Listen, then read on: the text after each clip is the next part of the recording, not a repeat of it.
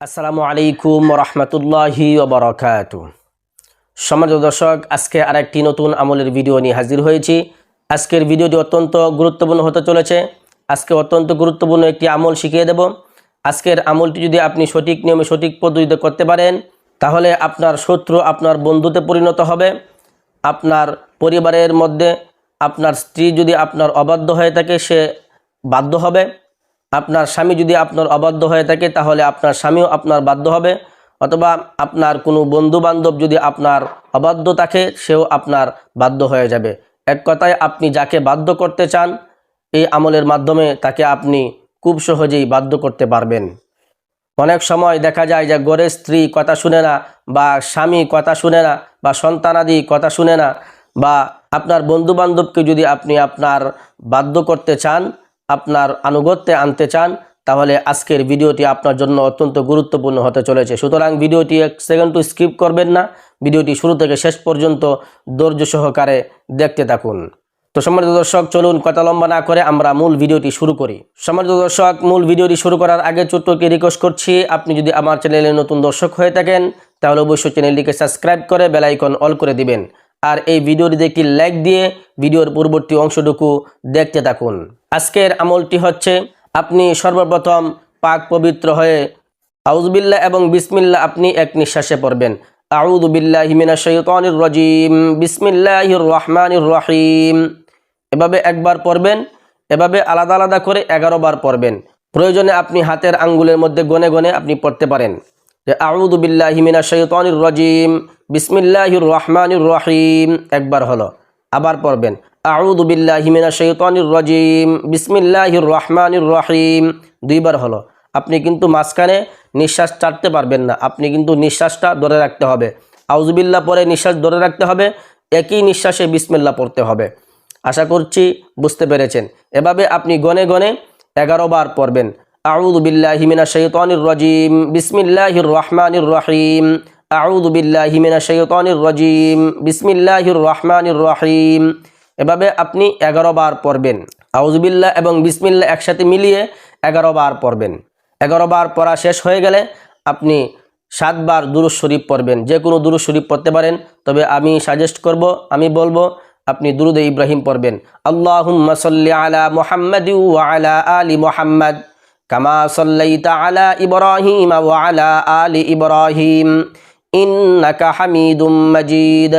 আল্লাহুম্মা বারিক আলা মুহাম্মাদি ওয়া আলা আলি মুহাম্মাদ কামা বারাকতা আলা ইব্রাহিম ওয়া আলা আলি ইব্রাহিম ইন্নাকা হামিদুম মাজিদ। এভাবে আপনি দুরূদ শরীফ 7 বার পড়বেন। 7 বার পড়া যখন শেষ হয়ে যাবে, তখন আপনি সূরা ফাতিহা পড়বেন 40 বার। সূরা ফাতিহা 40 বার পড়বেন। তবে আপনাকে একটি নিয়ম অবলম্বন করতে হবে, সেটি হচ্ছে আপনি 11 বার আউযুবিল্লাহ বিসমিল্লাহ পড়ে 7 বার দুরূদ শরীফ পড়ে আপনি বৃদ্ধা আঙ্গুলের মধ্যে একটি ফু দিবেন। এভাবে একটি বৃদ্ধা আঙ্গুলের মধ্যে ফু দিবেন। ফু দিয়ে আপনি এই বৃদ্ধা আঙ্গুলিটাকে বন্ধ করে দিবেন। এভাবে বন্ধ করবেন। এই 4টা আঙ্গুল খোলা থাকবে, এই শুধু এই বৃদ্ধা আঙ্গুলিটা এভাবে, দিকে খেয়াল করুন, যে এভাবে বন্ধ করে রাখবেন। এভাবে বন্ধ করে রেখে আপনি বিসমিল্লাহ সহকারে সূরা ফাতিহা 40 বার পড়বেন। একসাথে 40 বার পড়বেন। 10 বার পরে পরে এক আঙ্গুলে ফু দিবেন, আঙ্গুল বন্ধ করবেন। প্রথম 10 বার পড়বেন বিসমিল্লাহির রহমানির রহিম, আলহামদুলিল্লাহি রাব্বিল আলামিন, আর রহমানির রহিম, মালিকি ইয়াউমিদ্দিন, ইয়াকা না'বুদু ওয়া ইয়াকা নাস্তাঈন, ইহদিনাস সিরাতাল মুস্তাকিম, সিরাতাল্লাযীনা আন'আমতা আলাইহিম, গায়রিল মাগদুবি আলাইহিম ওয়ালাদ-দাল্লিন, আমিন। এভাবে আপনি 10 বার পড়বেন। 10 বার পড়া যখন আপনার শেষ হয়ে যাবে, তখন আপনি এই শাহাদত আঙ্গুলির মধ্যে একটি ফু দিবেন। এভাবে একটি ফু দিয়ে এই আঙ্গুলটাকে এভাবে বন্ধ করবেন। এই আঙ্গুলের উপরে এভাবে বন্ধ করবেন। বন্ধ করে আপনি আবার 10 বার পরে আপনার এই আঙ্গুলের মধ্যে ফু দিবেন। এই আঙ্গুলে ফু দিয়ে আবার 10 বার পরে সূরা ফাতিহা 10 বার পরে এই আঙ্গুলে ফু দিবেন, ফু দিয়ে এই আঙ্গুল বন্ধ করবেন। এভাবে প্রত্যেকটি আঙ্গুলের মধ্যে সূরা ফাতিহা 10 বার পরে পরে ফু দিয়ে আপনি প্রত্যেকটা আঙ্গুল বন্ধ করবেন, একের পর এক বন্ধ করবেন। বন্ধ করা আপনার যখন 40 বার এভাবে পড়া শেষ হয়ে যাবে আর আপনার আঙ্গুল বন্ধ করা শেষ হয়ে যাবে, তখন আপনার কাজ হচ্ছে আপনি যাকে আকৃষ্ট করতে চান, যাকে আপনি বাধ্য করতে চান, সে আপনার স্ত্রী হতে পারে, আপনার স্বামী হতে পারে, বা আপনার আত্মীয় স্বজনের কেউ হতে পারে, অথবা আপনার বন্ধু বান্ধবের কেউ হতে পারে, অথবা আপনার পরিবারের অন্য কোনো সদস্যও হতে পারে, বা আপনার সন্তানাদিও হতে পারে। আপনি যাকে আকৃষ্ট করতে চান তার নাম স্মরণ করে আপনি এই মুষ্টির মধ্যে একটি ফু দিবেন, এভাবে একটি ফু দিবেন। আপনি যখন সবগুলো আমল ঠিকঠাক মতো করবেন, আপনি কিন্তু এই আমল করার সময় অন্য কোনো কথাবার্তা বলতে পারবেন না, অন্য কোনো কথাবার্তা, বা আপনি নির্জন স্থানে বসে এই আমলটি করবেন যাতে করে আপনাকে কেউ ডিস্টার্ব না করে।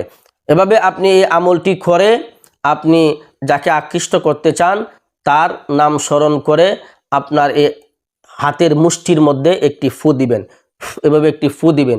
ফু দিয়ে আপনি যাকে আকৃষ্ট করতে চান সে যেদিকে বসবাস করে, সে যদি আপনার সামনে থাকে অথবা সে আপনার সামনে নেই, সে তার বাড়িতে আছে, আপনি সে যেখানেই থাকুক, এভাবে মুষ্টিটা আপনি তার দিকে, সে যেদিকে বসবাস করে সেদিকে আপনি এই মুষ্টিটা ছুঁড়ে মারবেন।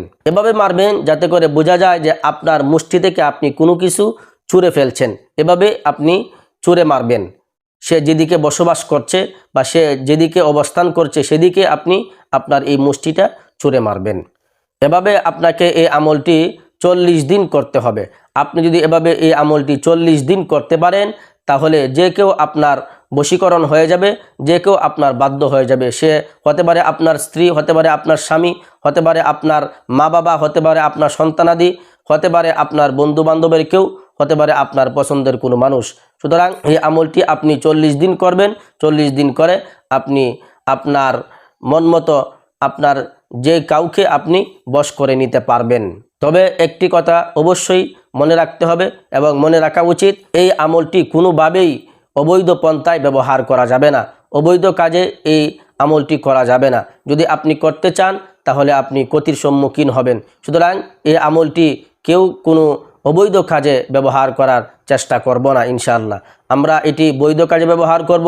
অনেক সময় আমাদের পরিবারের মধ্যে অনেক ঝামেলা সৃষ্টি হয়ে যায়, স্ত্রী অবাধ্য হয়ে যায়, অথবা আমার স্বামী অবাধ্য হয়ে যায়, অথবা আমার সন্তানাদি অবাধ্য হয়ে যায়, অথবা আমার বন্ধু বান্ধবের কেউ আমার অবাধ্য হয়ে যায়, আমার ক্ষতি করতে চায়।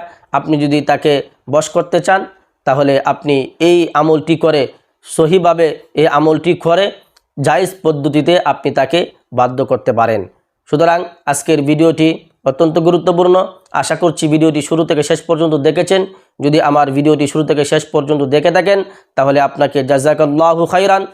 আর ভিডিওটি যদি আপনার ভালো লেগে থাকে অবশ্যই ভিডিওটিতে একটি লাইক দিবেন, কমেন্ট করবেন আর ভিডিওটি শেয়ার করে দিবেন। আর যদি আপনি আমার চ্যানেলে নতুন দর্শক হয়ে থাকেন তাহলে অবশ্যই চ্যানেলটিকে সাবস্ক্রাইব করে বেল আইকন অল করে দিবেন। সকলেই ভালো থাকবেন, সুস্থ থাকবেন। আসসালামু আলাইকুম ওয়া রাহমাতুল্লাহি ওয়া বারাকাতুহু।